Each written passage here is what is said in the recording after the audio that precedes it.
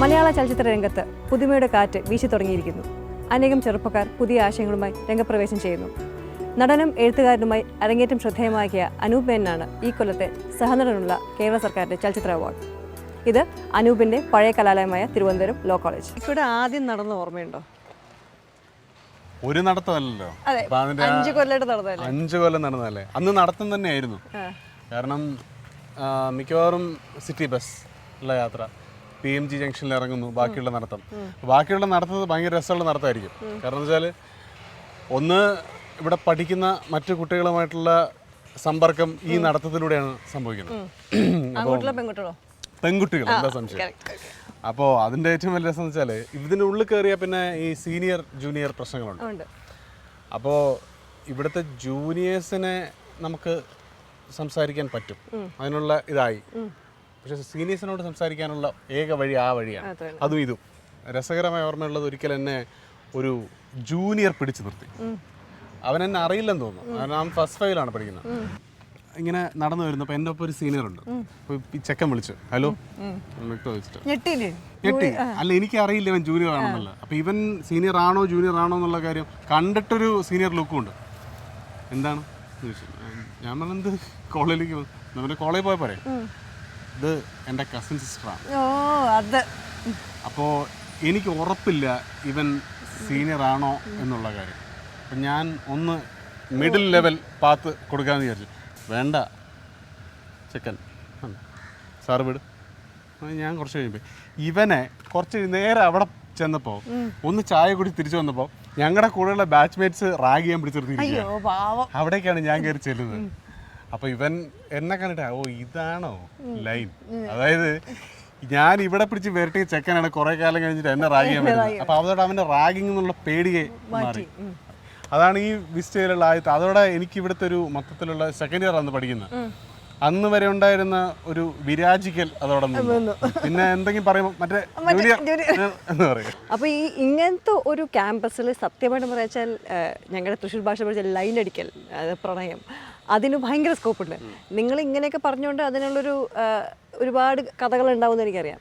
തീർച്ചയായും അതായത് ഇതിനെ നമ്മൾ എപ്പോഴും അലങ്കാരത്തോട് പറയാൻ ശ്രമിക്കുമല്ലോ. ലൈൻ അടിക്കൽ എന്ന് പറയുമ്പോൾ അത് നമുക്ക് പറഞ്ഞ കാര്യങ്ങളല്ല, പ്രണയം, ആ ഒരു ലൈനൊക്കെ ആകാൻ ശ്രമിക്കും. പക്ഷേ സ്ട്രിക്ട്ലി സ്പീക്കിംഗ് രേഖ അങ്ങനെ ഒന്നും ഉണ്ടായിട്ടില്ല കേട്ടോ. അല്ല, വിശ്വസിച്ചാലും ഇല്ലെങ്കിലും ലൈനടി എനിക്ക് തോന്നുന്നത് അതിലേക്ക് എത്തുമ്പോഴേക്കും ഇതുപോലെ ഏതെങ്കിലും ഒരു ജൂനിയറും സീനിയറും എൻ്റെ മുന്നിൽ വന്ന് പെട്ടിട്ടുണ്ട്. ഇവിടെ എനിക്ക് ഓർമ്മയില്ല, ഇന്നിങ്ങനെ ശരിക്കും ഒരു ഓർമ്മകളിങ്ങനെ എന്താ പറയുക, ഒരു പ്രവാഹം പോലെ വരുന്നു എന്ന് പറയുന്ന പോലെ. ഒരു ഭയങ്കര മഴയുള്ള ദിവസം ഞാൻ അവിടെ ഒരു ജനാലയുണ്ട്, ആ ഒരു 3 ഇങ്ങനെ നിറഞ്ഞു നിൽക്കുന്നൊരു ഇതുണ്ടല്ലേ, അത് അന്ന് അവിടെ കമ്പിയില്ല, നടുക്കുള്ള കമ്പിയില്ല, അത് ഓപ്പണാണ്. അപ്പോൾ അതിൻ്റെ മുകളിൽ ഇരിക്കാം, ആ തിട്ടയിലിരിക്കാം. ബ്യൂട്ടിഫുൾ മഴ. ഈ മഴ ഈ കാനപ്പിയിലാണല്ലോ വീഴുന്നത്. അപ്പോൾ അങ്ങനെ അതെ മൊത്തം ഒരു റൊമാൻറ്റിക് അന്തരീക്ഷം. ഞാൻ മാത്രമേ വന്നിട്ടുള്ളൂ. അതെന്താ വെച്ചാൽ അന്ന് കോളേജ് 11:30 മറ്റേ ഉള്ളൂ. ആരോ മരിച്ചിട്ടോ എന്തോ എല്ലാവരും കൂടി അങ്ങോട്ട് പോയിട്ട് ഞാൻ പണ്ടും ഈ മരണങ്ങൾക്ക് പോകാറില്ല. അപ്പോൾ അത് എന്തായാലും ഞാനിവിടെ ഇരിക്കുന്നു, മഴ പെയ്യുന്നു, ചെറിയ കാറ്റടിക്കുന്നു. അങ്ങനത്തെ അന്തരീക്ഷത്തിൽ ഒരു ചുവപ്പും വെള്ളയും കുടയുമായി ഒരു പെൺകുട്ടി. ഇത് ക്ലാസിക് സിറ്റുവേഷൻ അല്ലേ?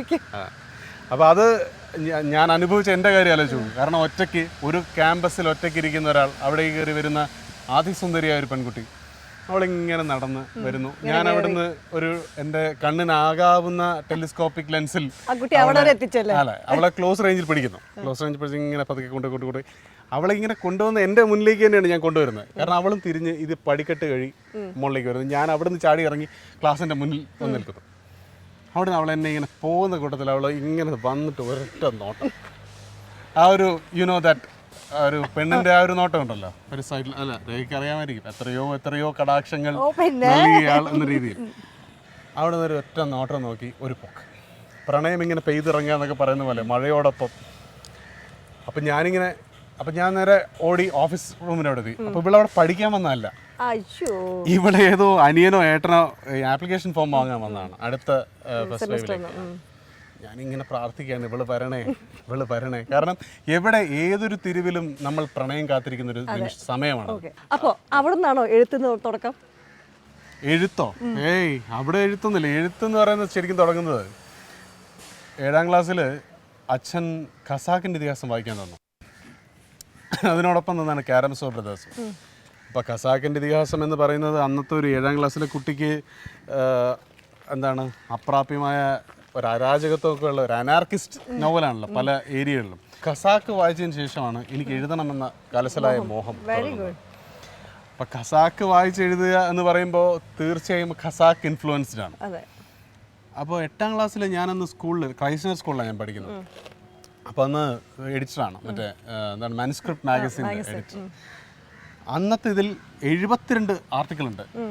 അതിൽ 60 ഞാൻ എഴുതിയതാണ്. വേറെ ആരും എഴുതിത്തരില്ല. ബാലേന്ദ്രമേനൻ ദ മേക്കിംഗ്. അപ്പോൾ ഈ 60 എഴുതാന്ന് വെച്ചാൽ എല്ലാം കോപ്പിഡിയാ. പ്രധാനമായും ചെറുകഥകളെല്ലാം ഇതിൻ്റെ ഖണ്ഡശ ആയിട്ടുള്ള അനുകരണങ്ങളാണ്. ഏതിൻ്റെ? ഖസാക്കിൻ്റെ. അച്ഛൻ നോക്കിയിട്ടൊന്നും പറഞ്ഞില്ലേ? അച്ഛൻ ആ വഴിക്ക് വന്നിട്ടില്ല. അപ്പോൾ ഇത് വായിച്ചിട്ട് എൻ്റെ ഒപ്പം ശങ്കർ രാമകൃഷ്ണൻ എന്ന് പറഞ്ഞിട്ട് ഒരു ഫ്രണ്ട് ഉണ്ട്. അപ്പം ഇന്നിപ്പോൾ രഞ്ജിയേട്ടൻ്റെ അസോസിയേറ്റ് ആണ്. അവൻ വായിച്ചിട്ട് ഇതെവിടെയോ പാത്ത മാതിരി എന്ന് ഇവനിങ്ങനെ ഓരോന്ന് വായിച്ചു. ഇവൻ അന്ന് എൻ്റെ ക്ലാസ്സിലല്ല, അപ്പുറത്തെ ക്ലാസ്സിലാണ്. ചേട്ടാ ഇത് ഞാൻ പറഞ്ഞത് കുഴപ്പമൊന്നുമില്ല. അന്നാണ് ഒരു തോമസ് ദേവസ്യ സാറ് വരുന്നത്. തോമസ് ദേവസ്യ സാറ് വന്നിട്ട് എന്നെ വിളിച്ചു ഓഫീസർ കൊണ്ടുപോയി. മോനെ, ഞാൻ വായിച്ചു, മാനുസ്ക്രിപ്റ്റ് സാധനം വായിച്ചു. ഒരു കൃതി വായിക്കുന്നത് വളരെ നല്ലതാണ്, അതിൽ ആകർഷണമാവുന്നത് അതിലും നല്ലതാണ്, പക്ഷെ അനുകരിക്കരുത്. ഞാൻ പറഞ്ഞു, എന്താ സാർ, എന്താണ് പ്രശ്നം, ഏതാണ് സാറിന് ഇത് തോന്നിയത്? മനെ ഖസാക്ക് എന്ന് പറയുന്ന കൃതി എന്ന് പറയുന്നത് മലയാളിക്ക് ഏറ്റവും അധികം ഇഷ്ടവും അതാണ്. അപ്പം അത് കോപ്പി അടിക്കുമ്പോൾ നമ്മുടെ സാഹിത്യകാരന്മാർ ചെയ്യുന്ന പോലെ ഏതെങ്കിലും ഒരു ജോൺ ഫിറ്റ്സ്കെറാലിനെയോ അല്ലെങ്കിൽ ക്രെയിനെയോ, അതെ, പോളിഷ് റൈറ്ററിനെയോ, ചെക്ക് റൈറ്റേഴ്സ്, അവരെയൊക്കെ പിടിക്കാം. അവിടെയൊക്കെ പിടിച്ചത് ഖസാക്കിൽ വേണ്ട. അങ്ങനെ പിന്നീട് ഞാൻ എൻ്റെ എഴുത്തുകളിൽ പോളിഷ് റൈറ്റേഴ്സിനെയും ബോദലെയർ, ഫ്രഞ്ച് റൈറ്റേഴ്സിനെയൊക്കെ കൊണ്ടുവരാൻ തുടങ്ങി. അപ്പോൾ എഴുത്ത് എന്നും ആദ്യം എഴുത്തിൻ്റെ ഞാൻ റിയലി റൈറ്റർ അല്ല. ഐ മീൻ എനിക്ക് അതിനുള്ള ടാലൻ്റ് ഉണ്ടെന്ന് എനിക്ക് തോന്നുന്നില്ല, വെരി ഫ്രാങ്ക്ലി സ്പീക്കിംഗ്. പക്ഷേ അനൂപിൻ്റെ കരിയർ നോക്കുമ്പോൾ നമ്മൾ സാധാരണ ടിപ്പിക്കൽ തമാശയ്ക്ക് പറയില്ല, എല്ലാം പെട്ടെന്നായിരുന്നു, എപ്പോഴും സ്ഥിരമായിട്ട് തിരുവനന്തപുരം ആൾക്കാർ പറഞ്ഞൊരു ഭാഷയാണ്. പക്ഷേ അനൂപിൻ്റെ കരിയോഗ്രാഫ് നോക്കുമ്പോൾ like from anchoring to script writer to നടൻ, ഇപ്പോൾ ദ സ്റ്റേറ്റ് അവാർഡ്. സോ ഇത് ഒരു പെട്ടെന്നായിരുന്നു കരിയർ എന്ന് തോന്നിയിട്ടില്ലേ? ഡെഫിനറ്റ്ലി എനിക്കിത് ഡിസേർവിംഗ് ആണോ എന്ന കാര്യത്തിൽ എനിക്ക് എപ്പോഴും തോന്നാറുണ്ട്. അർഹതം എന്നുള്ള കാര്യമല്ല, ഞാൻ അതിനു വേണ്ടി അങ്ങനൊരു ഭീകരമായ ഹാർഡ് വർക്ക് ചെയ്തിട്ടില്ല. അപ്പോൾ ഇത് നമ്മുടെ ഈ ഒരു ആക്ടിങ്ങിൻ്റെ കാര്യത്തിലായാലും ഇപ്പം 2 സ്ക്രിപ്റ്റുകൾ എഴുതുക. ഞാനൊന്നും ഒരിക്കലും കാര്യം, ഒന്ന് ബോളിവുഡ് ഒരു സ്ക്രിപ്റ്റ് എഴുതിയ അനുഭവം എന്ന് പറഞ്ഞിട്ട് അതിപ്പോൾ മെനിഞ്ഞാന്ന് റിലീസായി. It's doing well. അപ്പോൾ അത് കഴിഞ്ഞതാണ് ഇപ്പോൾ പകൽ നക്ഷത്രങ്ങൾ, അത് മോഹൻലാലിനെ വെച്ചിട്ട്. അപ്പോൾ ദാറ്റ് വാസ്, അത് എഴുതിക്കൊണ്ടിരിക്കുമ്പോൾ ലാലേട്ടൻ എന്നോട് ഒരുപാട് തവണ ഞാൻ അടുത്ത കാലം ചെയ്ത ഏറ്റവും ഇഷ്ടമുള്ള ക്യാരക്ടർ. 3 ദിവസം കൊണ്ടാണ് പകൽ നക്ഷത്രങ്ങൾ എഴുതിയെടുത്തത്, 3 days. പക്ഷെ പിന്നെ ഞാൻ ആലോചിച്ചപ്പോൾ I should have given more, കുറച്ച് ധ്യാനം, ഒരു തപസ് അതിൻ്റെ മുകളിൽ ഉണ്ടായിരുന്നെങ്കിൽ it could have been better.